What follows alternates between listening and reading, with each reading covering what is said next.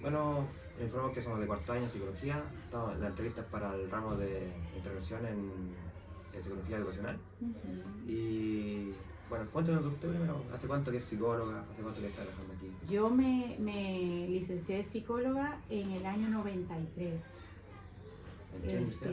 en Venezuela. Yo soy venezolana, en una universidad que se llama Universidad Rafael Urdaneta. Yo vivo en Chile desde el año 2019 y tengo mi reválida en la Universidad de Chile en el año, no, mentira, estoy en Chile desde el 2016. Y mi reválida fue en el 2018, me emitieron mi documento en la U de Chile, vamos a decir el documento de reválida del título, como debe ser, vamos a decir, y comencé a trabajar en el 2019, ya con las reválidas. Y bueno, mi trabajo, tuve la suerte, digo yo que es la suerte, de trabajar acá en este colegio. Aquí, allá en... ¿Usted revalidó el título? Sí, Acá. en Chile, en la Universidad de ¿Y antes había Chile. ejercido ya? ¿En Venezuela? Sí. Sí, imagínate, si me gradué en el 93, No. tenía varios años. Era profesora universitaria allá y trabajaba más que nada en el área de la salud, para ser muy honesta con ustedes. Yo en Venezuela, yo digo que era como mi otra vida. Entonces esto parece otra vida para mí. Era muy diferente lo que yo hacía allá, porque ella trabajaba como en mi universidad, y yo creo que en la suya también, el título de egreso es psicólogo. Sí. Y el título nos permite trabajar en cualquier área, vamos a decir. Y yo hice una maestría en psicología clínica, nada que ver con lo que hago ahora, y trabajaba en un hospital general, un hospital grande, como el hospital de acá de Curicó. Primero trabajé en oncología pediátrica, trabajé en la UCI pediátrica, como psicóloga del servicio, que es una modalidad que aquí en Chile, pues que yo sepa, no la he escuchado nunca. O sea, el psicólogo hospitalario o la psicología hospitalaria acá no la llevan de esa manera, sino que el psicólogo en hospital es como un psicólogo clínico que están como para las derivaciones, las interconsultas más que nada, las consultas regulares de clínica. Pero mi ejercicio allá era de psicología hospitalaria. Yo trabajaba en piso con pacientes que podían ser, algunas épocas, depende del servicio que estaba, porque pasé por diferentes servicios. También últimos años fue con pacientes con insuficiencia renal crónica, en diálisis y trasplante renal. Incluso yo fui, vamos a decir, la encargada de solicitar las donaciones de órganos para trasplantes en mi hospital. Que era como lo más importante que me tocó hacer, importante porque cambiaba muchas vidas, vamos a decir. Acompañaba a una familia en el proceso de duelo, pero también podía acompañar a la familia y al paciente que iba a recibir un órgano y cambiar radicalmente su vida, recuperar una condición de salud, vamos a decir. Así que ahí trabajé, miren, una cosa, por eso digo mi otra vida, hacía unas cosas radicalmente opuestas. También era profesora universitaria de psicología y mis ramos eran psicometrías, vamos, ¿qué otras cosas daba? Psicometría, estadística, me gustaba, evaluación psicológica, aplicación de test, WIS, todas las pruebas. Eso es lo que yo daba en pregrado. Y en posgrado era profesora de posgrado, metodología de investigación en psicología clínica, y después fui coordinadora de la maestría de psicología clínica en mi universidad. Así que miren que era nada que ver con lo que hago aquí, nada que ver.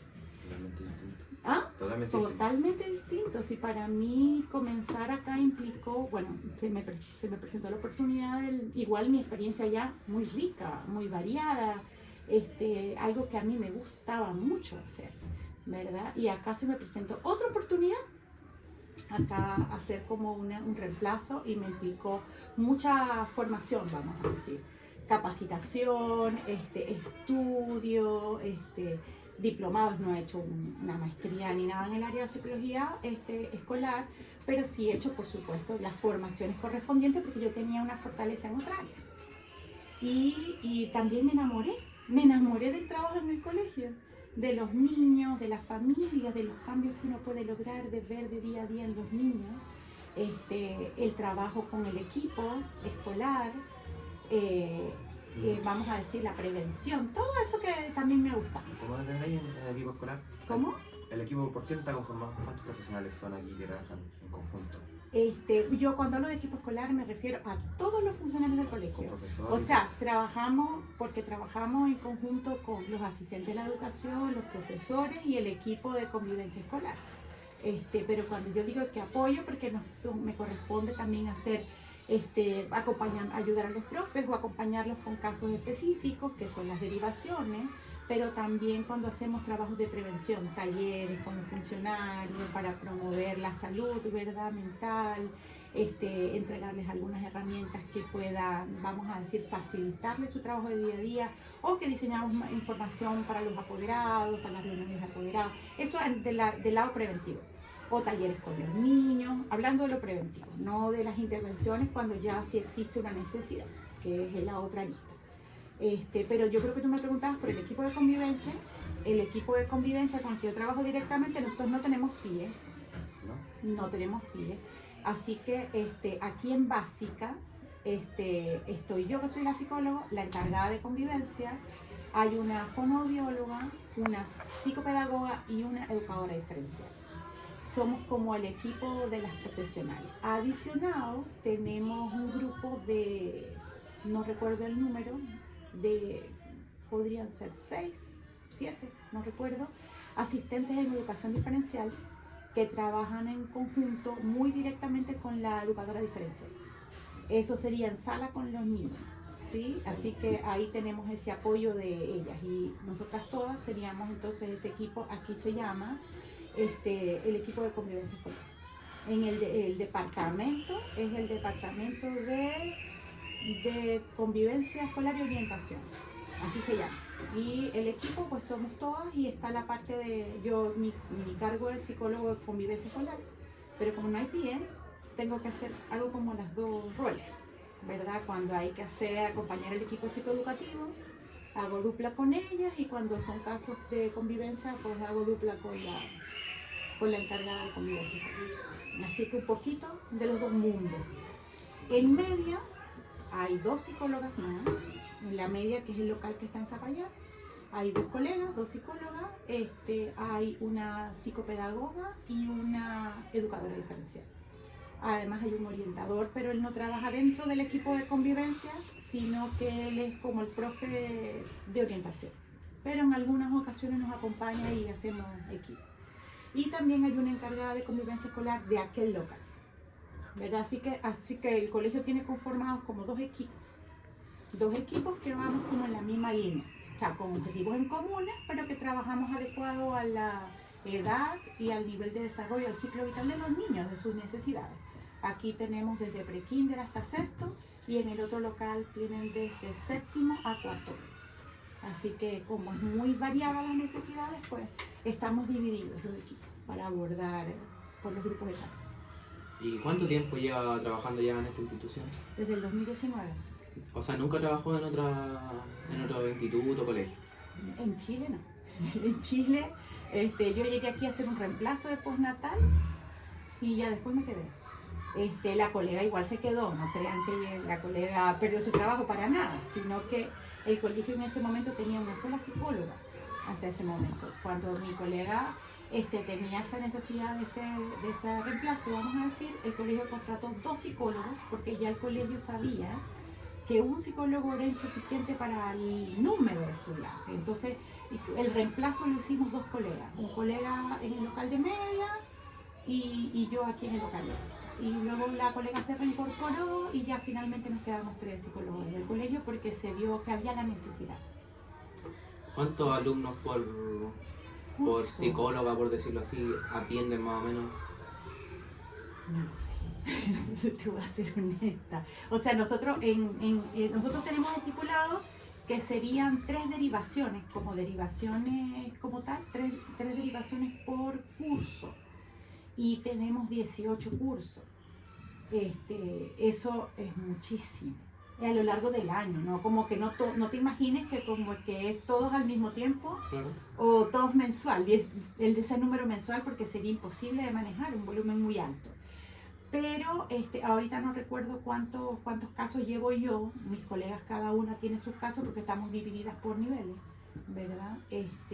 Y en mi caso tengo un grupo numeroso de niños hay unos que son derivados de este año, son los menos, voy a decir.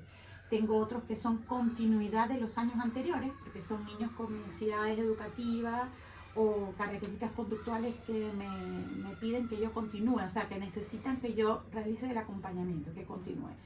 Y otros casos que son, vamos a decir, emergentes, necesidades transitorias que surgen en el momento por algo y se les hace el acompañamiento y luego pues le damos el alta. ¿Qué otra pregunta tengo? ¿Usted cómo describiría el contexto general de la institución? ¿A qué se refiere con contexto? Me refiero a las características, a las necesidades que se dan, los principales desafíos. Como psicóloga, Como psicólogo. yo diría que el primero es el número de niños por curso. Tenemos 40 niños por curso y eso hace que tengamos pues un número importante, entendiendo que naturalmente los cursos son muy heterogéneos también. Tenemos igual el apoyo, se valora mucho el apoyo del colegio, porque no teniendo PIE, tenemos vemos bastante, o sea, no digo que seamos muchísimos, yo creo que yo feliz tendría otra colega trabajando conmigo, ¿no? Porque hay momentos del año donde tenemos mucho trabajo, la encargada de convivencia yo o la educadora diferencial y mi persona, la psicopedagoga, yo hago equipo con ellas, con todas, a veces hacemos dupla, depende del caso. Hay casos en conjunto con las diferentes profesionales y más el trabajo preventivo que nosotros tenemos que hacer, que son otras cosas, ¿verdad? Con los niños, los funcionarios o incluso para los apoderados. Entonces, quizás el volumen puede ser un desafío. Sí, y lo bonito de trabajar en un colegio, lo bonito es que tú puedes ver los niños en caliente, en vivo, de lo que pasa, las problemáticas, por ejemplo, las relaciones interpersonales, en autorregulación emocional, cualquiera que sea el caso, ¿verdad? Pero también lo ves en vivo y ves como el contexto donde el niño se mueve, qué lo detona, qué eventos pueden provocarlo y también vas viendo los cambios de cuando ellos van logrando regularse, sobre todo cuando contamos con el acompañamiento de la familia. Ese sería un desafío, el lograr o el trabajar en que la familia, en algunos casos cuando son necesidades educativas de los niños o necesidades ya más permanentes, ya hablamos de un diagnóstico, de un posible diagnóstico y un profesional externo diagnostica, el duelo que transita la familia, en todos los casos es distinto. Entonces, a veces, por cada proceso personal, las maneras de reaccionar, de apoyar a los niños es diferente y cada papá tiene un tiempo diferente. Pero mientras más demora el papá en ese proceso de aceptar las necesidades del niño y entregar los apoyos, más pasa el niño sin el trabajo conjunto, porque solos en el colegio no podemos. Necesitamos la familia, nosotros necesitamos a la familia nos necesita a nosotros, ¿verdad? Necesitamos a los profes, o sea, es hacer equipo. Hacer equipo también es un desafío, familia, colegio, para apoyar a los niños. Pero de verdad que es un trabajo, fíjate que les estoy diciendo, es muy diferente a lo que yo hacía en Venezuela, pero lo que me ha enamorado del trabajo, que me ha hecho que me quiera quedar aquí, es también eso, que ver los procesos de cambio, ver los cambios exitosos, cómo los niños van creciendo, van madurando, pero también van adquiriendo herramientas de regulación, los aprendizajes, y ver cuando logramos el trabajo en equipo con la familia, el equipo docente, los asistentes de la educación, se nota mucho la diferencia y eso es muy gratificante. ¿Y cómo es la relación, la conexión con la familia? ¿Tienen contacto con los números de emergencia, de los alumnos? Yo creo que con los que están en tratamiento con continuidad, tienen un contacto más cercano con la familia. Es que va variando de cada caso, sí, la verdad es que necesitamos tener un contacto con la familia. O sea, toda atención pasa por la aprobación del papá, la autorización expresa y por escrito. O sea, para que un niño pueda ser derivado o atendido por mí, en mi caso, que les va a pasar a ustedes también si trabajan en una de estas áreas, nosotros primero tenemos que entrevistar a los apoderados, conocer los antecedentes, ¿verdad? La historia de este niño, las preocupaciones de los papás, qué ven ellos, qué les preocupa. Nosotros también entregar información, pero los papás tienen que autorizar que nosotros demos los apoyos al niño. Sin esa autorización, pues no podemos avanzar. Entonces, por supuesto, el trabajo con la familia es determinante, ¿verdad? Y contamos que la familia, pues le entregamos recomendaciones, o los especialistas externos cuando corresponde le entregan recomendaciones. Contamos que la familia las lleve a cabo, porque si no, no vamos a ver los avances que deberíamos ver. Hay casos, por supuesto, que exceden los límites del colegio, que nosotros no podemos abordar porque nuestro objetivo no es hacer psicología clínica. Por más que yo pueda tener la preparación, no es mi rol aquí. Entonces yo no puedo hacer clínica acá. Entonces mi rol llega hasta los límites de la psicología escolar y luego debo derivar y acompañar al niño, y las familias tienen que dar esos apoyos con los psicólogos clínicos externos, que es lo que corresponde, ¿verdad? Entonces, eso también, no en todos los casos, ustedes saben, todos los casos son únicos, ¿verdad? Pero pueden ser a veces situaciones desafiantes que podemos encontrar. ¿Cuáles son las necesidades educativas especiales que más se presentan en este instituto? Por frecuencia, diría que TDAH podría ser una necesidad educativa transitoria muy frecuente. El TEA, también tenemos un número de niños TEA con diferentes necesidades de apoyo, por supuesto, desde pocas necesidades de apoyo bajas hasta niños que tienen más necesidades de apoyo, que es lo que hace, vamos a decir, las diferencias. También tenemos algunos casos de niños con discapacidad intelectual, tenemos casos de niños, ya esos son menos, vamos a decir, no es lo más numeroso, algunos casos de niños con oposicionistas desafiantes también, pocos también, no son muchos, son casos muy específicos, puntuales. Lo más frecuente es el TDAH, diría yo, y el TEA después. Y hablando de esos casos específicos, ¿cuál diría usted que es como los casos más complejos de tratar o que quizás ha vivido usted dentro de esa institución? Bueno, es que cuando tenemos más allá del diagnóstico, porque no por tener un diagnóstico va a ser el caso más desafiante. A veces hay niños que se convierten en situaciones bien desafiantes y son casos más conductuales por niños que son vulnerables o tienen situaciones que, vamos a decir, que les han vulnerado sus derechos en el hogar, por ejemplo, la familia o en su entorno, o niños que recientemente niños que tienen, vamos a decir, trastornos de la conducta, que son impulsivos, que pueden mostrar conductas agresivas, pero que podría no haber un componente, vamos a decir, un diagnóstico de TDAH implicado, sino a veces falta de límites en el hogar, uso excesivo de pantalla, que eso se está haciendo, con los años se ha hecho más frecuente. Entonces eso, vamos a decir, igual preocupa, porque sabemos que por la plasticidad del cerebro hay un remodelado en el cerebro de los niños chicos, niños que quizás no hubiesen tenido estas dificultades si no hubiesen tenido estos hábitos de uso excesivo de pantalla, o quizás la hubiese tenido, pero no en ese nivel de magnitud. Y cuando hay estas conductas que pueden ser impulsivas, agresivas, en sala, se vuelve muy difícil, porque no solamente impacta al niño, que le genera mucho malestar, la pasan mal esos niños, sino que se ve también afectado el curso, porque los niños del curso también se asustan, tienen miedo, interrumpe la jornada o las actividades pedagógicas, genera un malestar en general, más allá del propio agotamiento que puede tener el docente. Nos preocupa todo, o sea, primordialmente uno se preocupa por el niño, y esos casos pueden ser, como les digo, no es exclusivo de un diagnóstico particular. Yo puedo ver este tipo de conductas que tampoco son generalizadas, son casos muy puntuales. A veces podrían verse niños que sí tienen un diagnóstico, pero en otros casos pueden ser niños que sin tener un diagnóstico tienen una situación familiar muy compleja que hace que se observen estas conductas, ¿verdad? O lo manifestamos de esta manera intensa.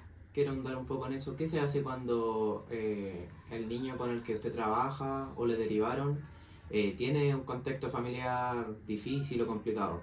Porque como usted nombraba antes, es súper importante que se dé la autorización de los padres para empezar a trabajar. ¿Qué pasa cuando el problema está en la casa, por decirlo así? Es que de todas maneras, fíjate, para que llegue a mí tengo que estar autorizado. O sea, no llega a mí sin la previa autorización del papá. Ni siquiera me llega el caso. Supongamos que hay un caso complejo, una situación familiar compleja. El profesor lo detecta. El profesor le plantea a los papás la derivación con psicología. Los papás pueden negarse. En ese caso, la profesora lo deriva a la encargada de convivencia escolar, que debe activar los protocolos acorde a nuestro reglamento, ¿verdad?